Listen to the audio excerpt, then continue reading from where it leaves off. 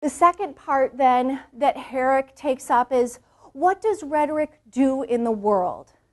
What is its role in human life, in society? So it has these characteristics, but what does it do? And there's 6 key functions, 6 things that it does in the world. First, rhetoric tests ideas. These can seem very abstract at first, but this is a very important point because this is how we come to understand new things. Reasoned deliberation, otherwise known as rhetoric, allows differing ideas to be weighed and considered on their own merits. I think this, you think that, and it's through rhetorical discourse that both sides can be weighed. Okay, and it tests those ideas because ultimately one set of ideas will prevail. A decision will be made on the basis of the better idea. Okay, the better point. This is where audiences come in again as so important. They're crucial.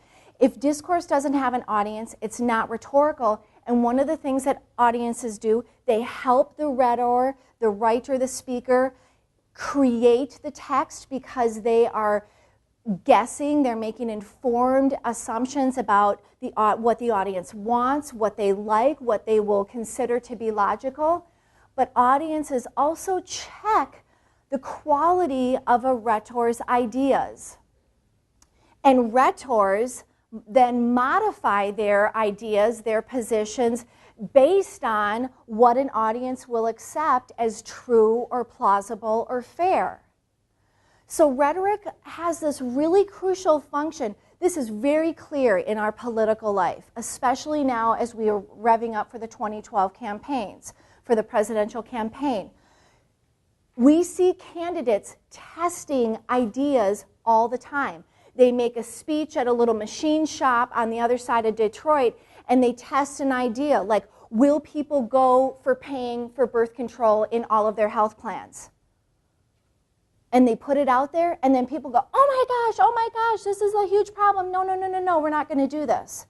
So there's all these ways that ideas get put out in front of particular audiences, and based on that reaction, those ideas are tested as tenable, as possible, as legitimate, as problematic, whatever it is. So audiences are really crucial.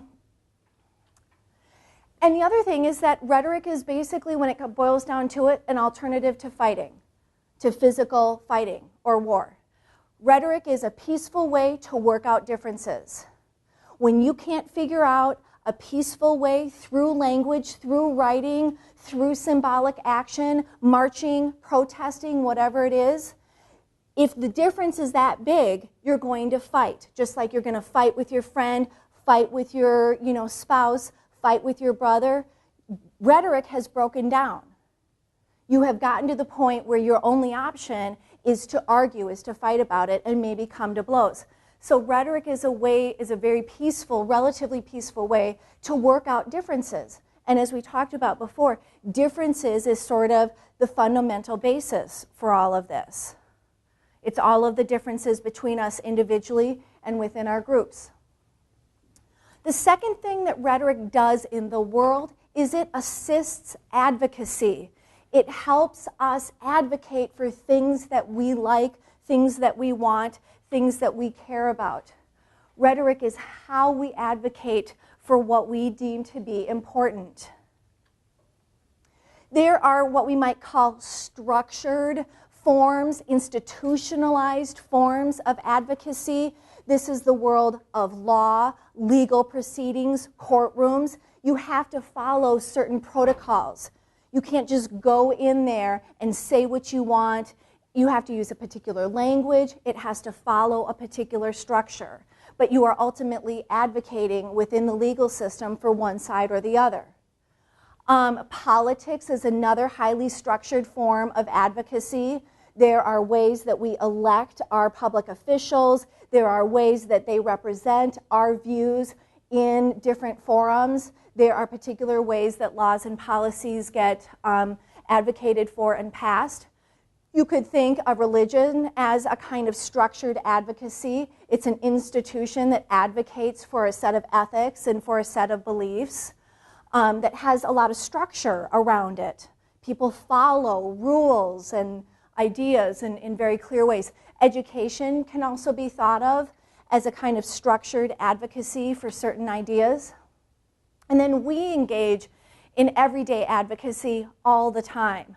There's just kind of run-of-the-mill ongoing advocacy where we're trying to get others to agree with us, and that could be a big idea, an important idea, or it can be something really small.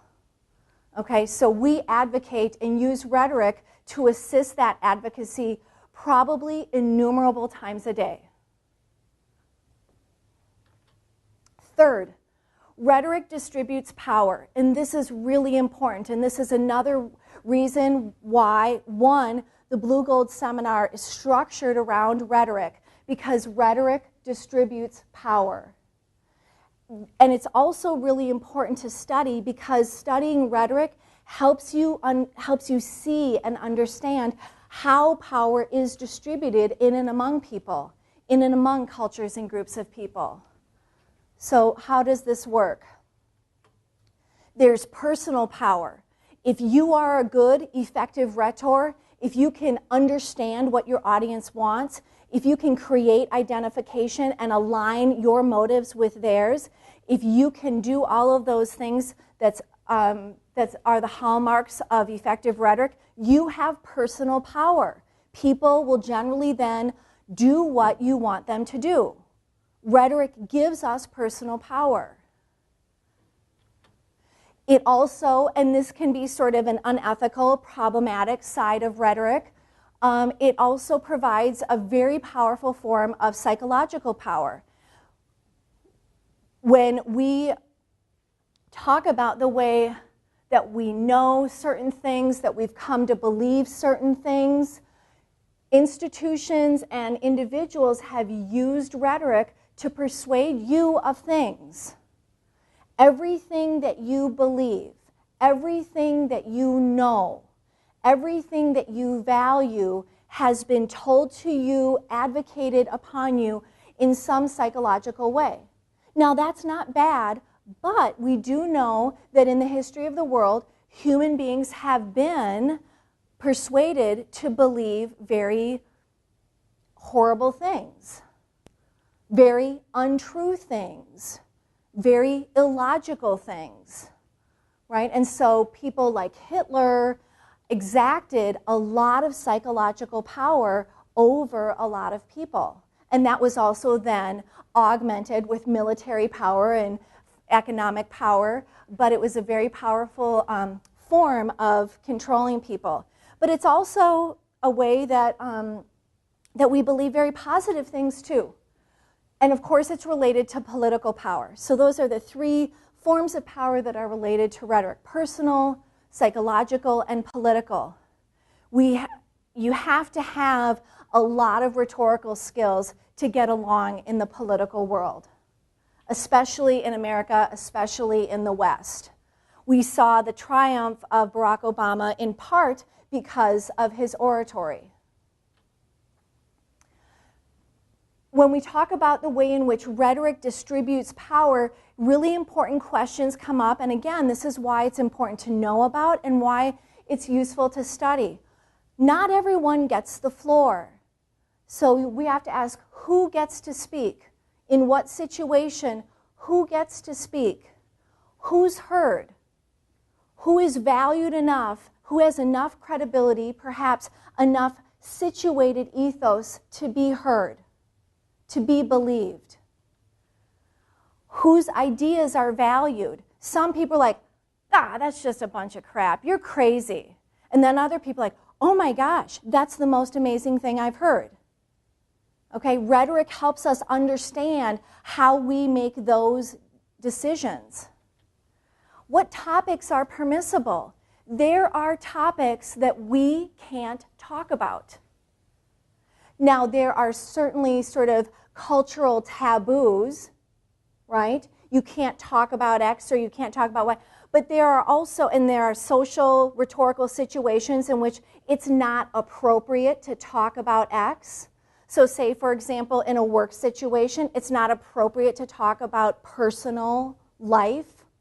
Okay, so what, but also in culture, part of the problem of minority groups is that the topics that they want to talk about aren't even sort of valued as topics. They're not even sort of permissible to even begin to talk about. So it has a huge impact on how change can happen and how minority groups can get their ideas heard. Topics also, and language, this idea of being permissible, of being valued, has a lot to do with kairos. We talked about kairos a lot in the past couple of weeks, but kairos sets a time, a good time for something to be said. And kairos changes over time so that there are good times, good possible times to talk about things, and then other times where it can't be talked about. Things like racism and race, you know, you can talk about it in some ways, at some times, with some people in certain situations. And then what language is permissible. So there's all kinds of explicit and unspoken rules or expectations about what kind of language can and cannot be used in a particular situation. And all of that relates to how rhetoric and rhetorical discourse distributes power across people within a group or society. The fourth thing that rhetoric does in the world is that it discovers facts. Okay, this might seem abstract, but we can think about the fact that we need evidence to support our ideas, whatever ideas those might be. We typically are called to marshal some kind of evidence that we're right, that our hunch is accurate or on the right track, that our ideas are worth thinking about. We need some evidence. Looking for evidence, we can also understand that process as research, but looking for that evidence brings new facts to light. In going out and trying to find evidence for a big point or a small point, new facts are brought to light. So it's in the process of research, in the process of exploration, in the process of discovery that new things are found out. Okay, so rhetoric discovers ideas, discovers those facts. Sometimes, as evidence, we offer new ways to understand facts. Sometimes we offer, as evidence for our point, new connections among facts. So you're not just discovering a new thing, like there are 100 other Pluto-like planets also in our solar system that we didn't know before. You don't just discover new things, but a lot of what we do is we discover new relationships among things that we already know. We understand those things that we know in new ways. And in doing those things, new arguments can be made. New knowledge can be made. People will believe new things. The opposition of ideas, okay, that very opposition, I want A, you want B, I think X, you think Y, that very process of opposition makes us refine and revise our own ideas. It makes us refine our understanding of them. Fifth, rhetoric shapes knowledge. Rhetoric shapes knowledge. Not some knowledge, all knowledge. Rhetoric is epistemic. Herrick talks about how rhetoric is epistemic, and what he means by that, it's knowledge building, knowledge making, knowledge creating. Okay, how does this work? How do we know what we know? How do we agree on what's right or wrong? How do we come to value one kind of knowledge over another? Why, in some cases, is personal experience more valuable than hard data? Why, in other situations, is hard numbers and facts more important than the experience of millions of people? So kinds of knowledge are valued in different ways. Once an idea has been thoroughly tested by a community, so again, rhetoric is testing ideas, it's putting it out there over and over again. The rhetors are modifying the ideas to see what people will accept as true, as right, as just. And that process goes on and on and on over time. And once it's been tested, thoroughly kind of gone through that process, it becomes part of what we know, what we accept as knowledge. So what we talked about this at the beginning of the year about academic discourse. What we know as facts and knowledge is simply that which has gone through a long process of being tested and reaffirmed or tested and revised by rhetors and audiences over time. It's not like there are just facts sitting out in the world for people to discover. They have to put those ideas, even if it's about like rocks, they still have to put those ideas out there to people to say, I don't know, I don't think it's that kind of rock. I disagree with you. It looks more like this other kind. Or here's how old I think it is. Okay, 6. Rhetoric builds community. So this is its last important function in the world. Rhetoric builds community. It keeps us connected. Again, we talked about fundamental differences between us as individuals, between us as groups. Rhetoric builds community. Rhetoric is about identification, about what we have in common. Where can we build bridges? What do we share? Where do we overlap? Okay? So it's about how groups define themselves in relation to others. And how they do it happens through rhetoric. It's about common cause. Rhetoric helps us understand what we have in a sort of common cause with people. So not just what do we sort of physically have in common, but what motives, what desires, what purposes, what aspirations do we share in common.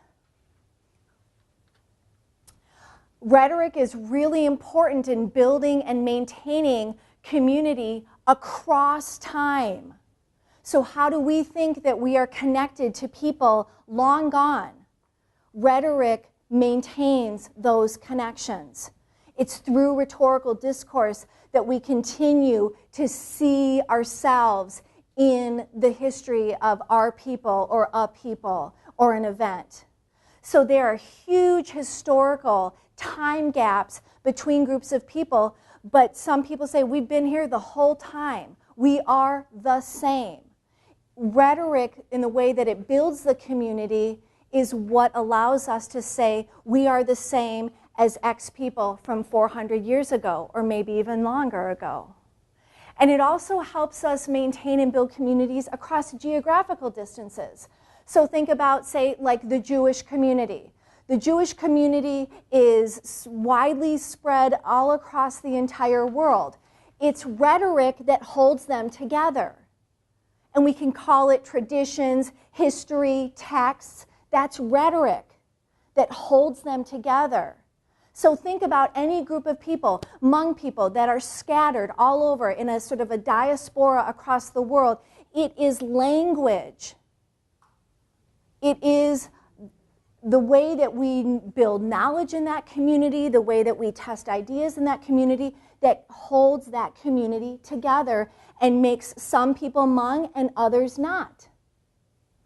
Okay? It's not just about, we're not talking about physical, ethnic, racial differences. We're talking about communities. And in this way, we can talk about discourse communities, that a lot of what communities have in common is language. So not just language like English or Hmong or Thai, but ways of talking. So you exist within many discourse communities in your life. Your family is its own discourse community. You have your own ways of talking about things, your own terms, your own slang, your own references that people, your friends come over and they're like, what did your dad mean by that? And you, okay, so, and this happens with your friends. Groups of friends create a discourse community. Inside jokes, references, ways to talk about things. That's rhetoric connecting you to other humans. Discourse communities, our class is a discourse community. America is a discourse community. There's all kinds, so it's not just language like English and things. It's ways of speaking. So discourse really keeps people together and continues to build those bridges over and over again. So what I want you to do now in our last minutes is jot down 1 or 2 questions that you have for me based on what you read and what we talked about today. So take a few minutes, take out a piece of paper, and jot down a question or 2 that you have from the reading or from what was just presented here.